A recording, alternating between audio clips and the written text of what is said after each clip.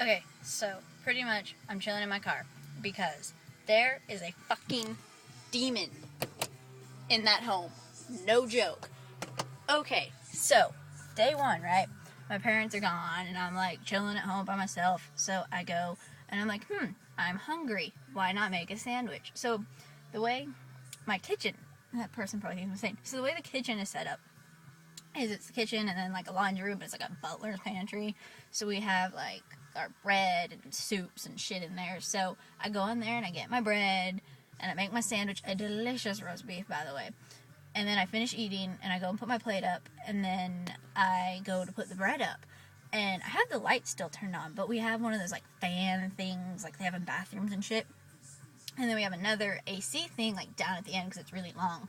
And those two aren't connected, and so when I went in there, the fan thing above was turned on, and so was the AC. And I was like, meh, okay, like, not that big of a deal, like, whatever. So, yeah, so I go, like, the next day after that, there's a huge thunderstorm, and I think I'm gonna die, and there's a cyclist, but whatever. So there's a huge thunderstorm, and I think I'm gonna die. And my dog, Cooper, is on my bed, and he keeps staring in this corner, and it's not a window or anything, it's a fucking corner, and he's just staring there. I'm like, dude, like, what's up? Like, trying to get his attention and all that.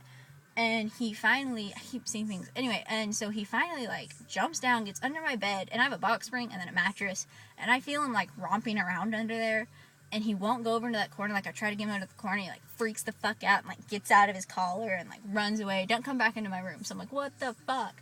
And last night, this is the fucking most terrifying thing, and, last night was, my friend Bennett was over, and is that my friend? No, bummer. She was at the HEB. Anyway, so, okay, so, my friend Bennett is over, and we were drinking these, like, Topo Cerebos or whatever. I don't know, they're a big soda form of Topo Chico.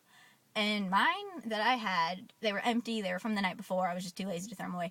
So mine that I had, oh, it was my neighbor, was turned to where I could read it, and then his was, like, turned where I couldn't read it, you know, and it starts, like, wobbling and shit, and I'm like, what is going on? And I was like, oh, it's probably the fan, like, it's empty, blah, blah, blah, blah. But no, it fucking starts, like, wobbling and, like, twisting, and then it stops exactly like the way mine looks, and I can, like, read it.